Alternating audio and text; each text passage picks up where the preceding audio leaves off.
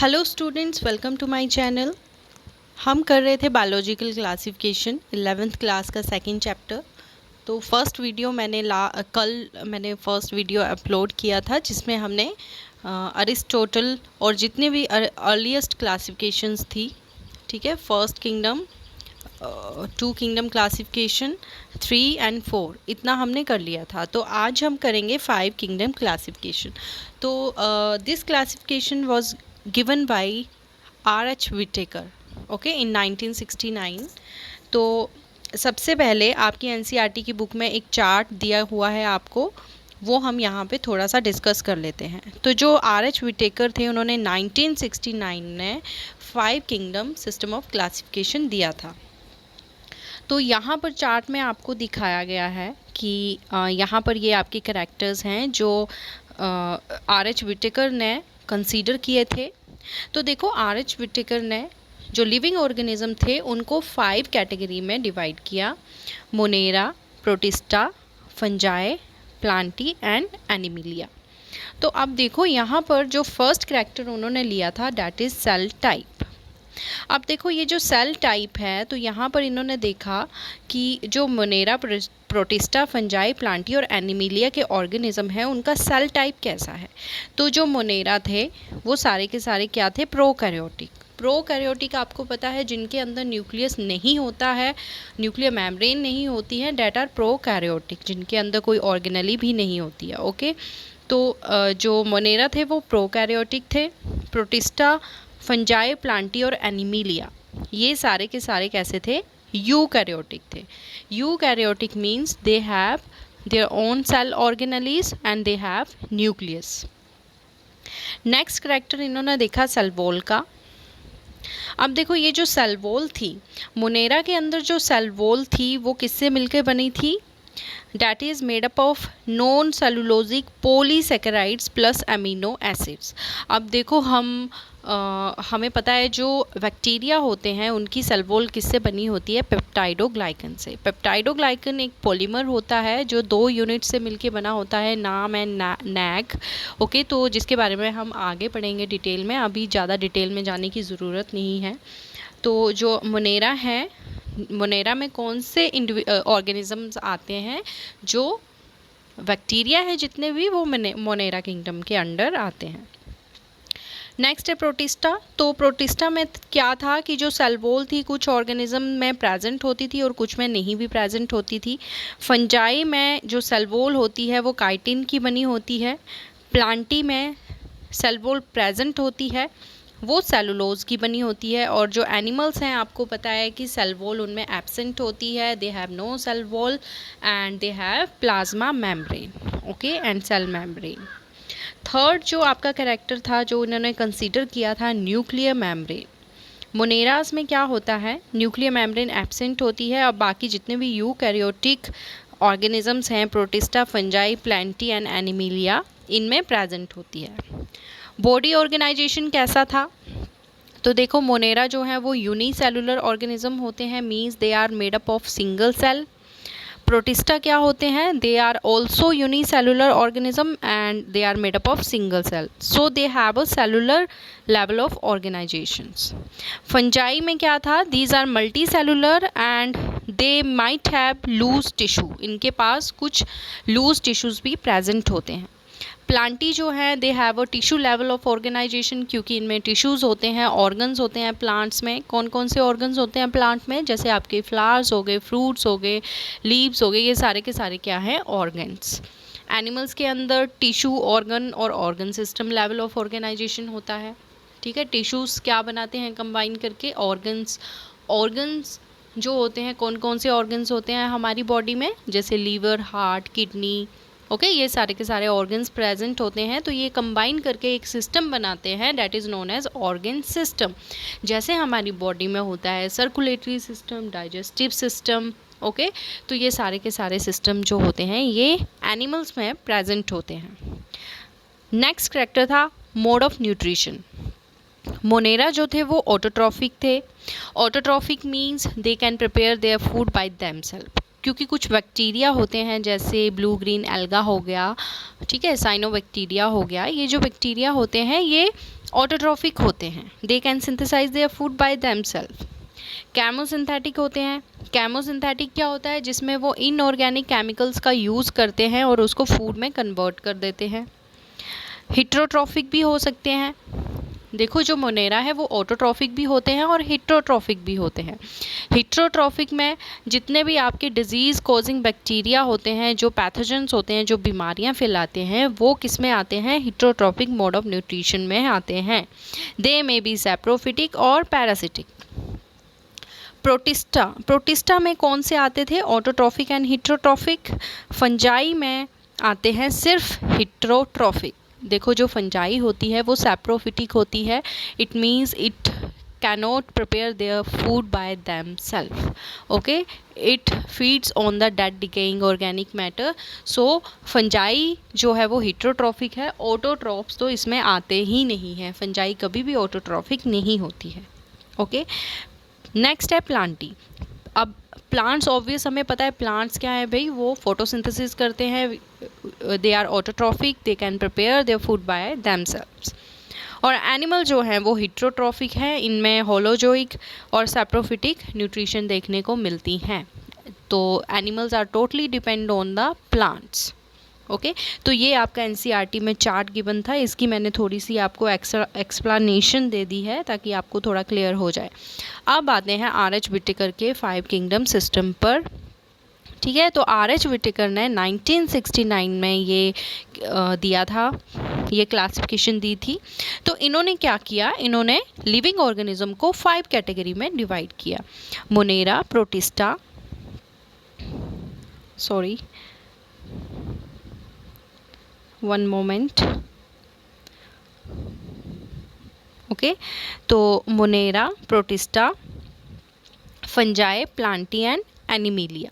Okay, तो अब देखो ये जो फंजाई थी पहले तो ये इंट्रोड्यूस नहीं हुई थी, जो हमने पीछे 4 क्लासिफिकेशन पढ़ी हैं उनमें तो ये इंट्रोड्यूस नहीं हुई थी। तो व्हिटेकर ने फंजाई को इंट्रोड्यूस करवाया था, तो अब कितने किंगडम बन गए थे, 5 किंगडम बन गए थे। Okay, so the main criteria for classification, तो आर.एच. व्हिटेकर ने जो क्लासिफिकेशन थी उसका जो मेन क्राइटेरिया क्या था क्लासिफिकेशन का, वो हम डिस्कस करेंगे। तो सबसे पहले इन्होंने क्या किया था, इन्होंने सेल स्ट्रक्चर को देखा।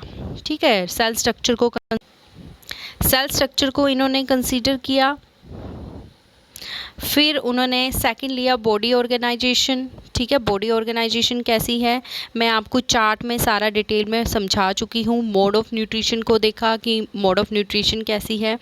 हाँ, और रिप्रोडक्शन को भी कंसीडर किया था। रिप्रोडक्शन में हम क्या देखते हैं कि जो ऑर्गेनिज्म है वो उसमें कौन सी रिप्रोडक्शन आ रही है, वो रिप्रोड्यूस कैसे कर रहे हैं।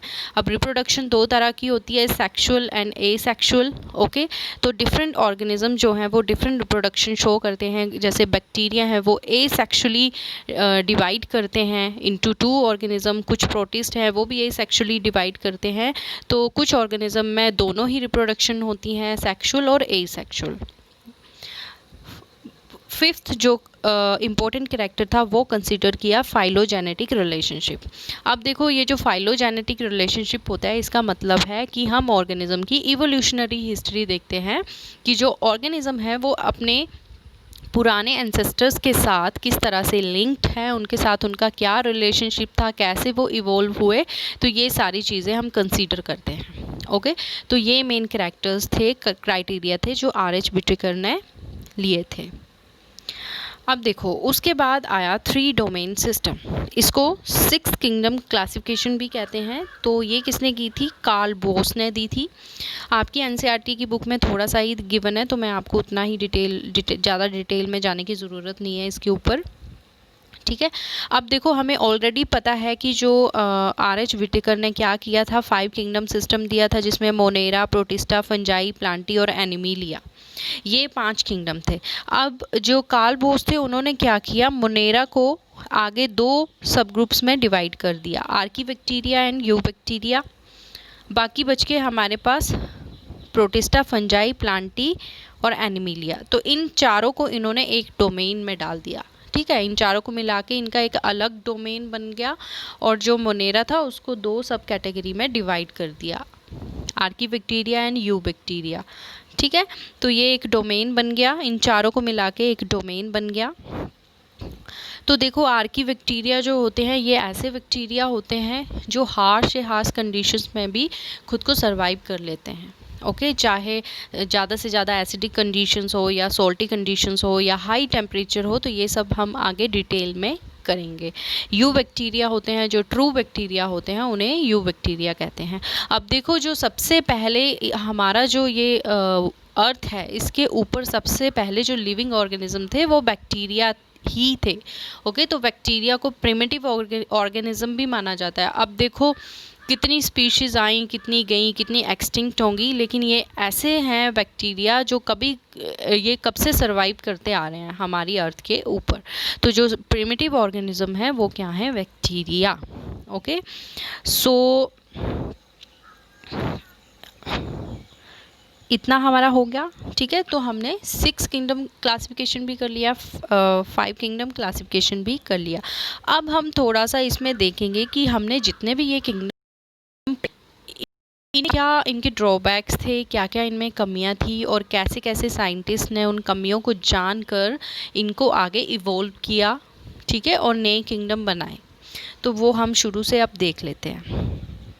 देखो सबसे पहले जो 2 किंगडम क्लासिफिकेशन आया था, ठीक है, जो दिया था, किसने दिया था, कार्ल लिनस ने। ठीक है, तो उसमें उन्होंने क्या किया था कि ऑर्गेनिज्म थे उनको प्लांट्स और एनिमल्स में डिवाइड किया था 2 किंगडम में। ठीक है, तो उन्होंने क्या किया था, जितने भी bacteria, blue green algae, fungi, plant, bryophytes, angiosperm, pteridophytes, इन सब को उन्होंने प्लांट्स में डाल दिया, सबको एक साथ इकट्ठे प्लांट में डाल दिया। तो देखो अब इस किंगडम के ड्रॉबैक्स क्या थे, जब मैंने आपको 2 किंगडम पढ़ाया था तब भी मैंने एक्सप्लेन किया था, अभी भी मैं दोबारा एक्सप्लेन कर देती हूँ। इन्होंने क्या किया था, जितने भी प्रोकैरियोटिक और यूकैरियोटिक ऑर्गेनिज्म थे उन सबको इकट्ठा ही मिक्स कर दिया। अब बैक्टीरिया, ब्लू ग्रीन एल्गी, ये क्या है, प्रोकैरियोटिक। साथ में इन्होंने क्या किया, फंजाई, प्लांट, ब्रायोफाइट्स, इन सबको मिक्स कर दिया, तो ये क्या है, यूकैरियोटिक। ओके, तो ये एक इसका ड्रॉबैक था। सेकेंड, इन्होंने क्या किया, यूनिसेलुलर और मल्टी सेलुलर ऑर्गेनिज्म को इकट्ठे डाल दिया। यूनिसेलुलर जैसे बैक्टीरिया है, यूनिसेलुलर है, फंजाई, प्लांट, ब्रायोफाइट्स, ये क्या है, मल्टी सेलुलर है। इसी तरह इन्होंने क्या किया था, क्लेमाइडोमोनास, स्पाइरोगारा को भी इकट्ठा ही डाल दिया था। क्लेमाइडोमोनास जो होता है वो यूनिसेलुलर होता है और स्पाइरोगारा जो होता है वो मल्टी सेलुलर होता है। ठीक है, और ये अलगा के अंदर आता है, ये प्लांटिंग किंगडम, प्लांटिंग के अंडर। ओके, थर्ड ड्रॉबैक था कि इन्होंने हिट्रोट्रॉफिक और ऑटोट्रॉफिक जो ऑर्गेनिज्म थे उनको इकट्ठे ही डाल दिया। ठीक है, जैसे फंजाई है, फंजाई जो है वो हिट्रोट्रॉफिक है, सैप्रोफिटिक है। जैसे प्लांट्स हैं वो क्या है, वो हैं ऑटोट्रॉफिक हैं, तो इनको इकट्ठा ही मिक्स कर दिया। अच्छा, बाकी एक था कि जो इनकी सेल वॉल की नेचर थी वो सबकी अलग अलग थी, फिर भी इन्होंने इनको इकट्ठे ही डाल दिया। अगर आप देखो तो बैक्टीरिया जो होते हैं उनकी सेल वॉल पेप्टाइडोग्लाइकन से बनी होती है, फंजाई की सेल वॉल काइटिन से बनी होती है, प्लांट्स की सेल वॉल सेलुलोज से बनी होती है। तो डिफरेंस तो था ही, लेकिन फिर भी इन्होंने इन सबको एक ही ग्रुप में डाल दिया। ठीक है, तो ये जो क्लेमाइडोमोनास और कॉलेरा है, ये पहले क्या किया था, इनको किंगडम प्लांटी में डाल दिया था। जो अमीबा और पैरामीशियम है, इनको पहले क्या किया था, जो अर्लियर क्लासिफिकेशन थी तो इनको किंगडम एनिमल्स में डाल दिया था, लेकिन बाद में क्या हुआ, इनको बाद में इनकी किंगडम जो थी वो अलग कर दी, इनको किसी और ग्रुप में डाल दिया। ओके, ठीक है, तो ये पॉइंट्स थे। अब देखो ये सारी चीज़ें तो हो गई, इसका कंक्लूज़न निकल गया, लेकिन जैसे ओवर द टाइम, जैसे जैसे टाइम बीतता गया तो साइंटिस्ट को लगा कि भाई हमें फाइलोजेनेटिक जो इवोल्यूशनरी रिलेशनशिप है उसके ऊपर भी हमें थोड़ा फोकस करना चाहिए। तो साइंटिस्ट जो थे वो फाइलोजेनेटिक रिलेशनशिप पे भी इम्पोर्टेंस देने लग गए। ठीक ठीक है। तो वो देखने लग गए जो ऑर्गेनिजम्स हैं उनका अपने एंसेस्टर के साथ कैसा रिलेशनशिप रहा है और उनकी इवोल्यूशनरी हिस्ट्री क्या है, तो इसको भी वो कंसीडर करने लग गए। ओके, तो ये था ये हमने पूरा ही कर लिया किंगडम ऑफ क्लासिफिकेशन, ठीक है, बायोलॉजिकल क्लासिफिकेशन। आगे हम kingdom Monera, kingdom fungi, alga, ये सारे डिटेल में पढ़ने वाले हैं। अगर आपको ये वीडियो अच्छा लगा हो तो मेरे चैनल को सब्सक्राइब कीजिए, और अगर आपको कोई क्वेरी है तो you can write in the comment box. Okay, और हाँ, एक बात ज़रूर कि आप ज़रूर मेरे चैनल को सब्सक्राइब कीजिए और मेरे इस वीडियो को शेयर कीजिए। Thanks for watching.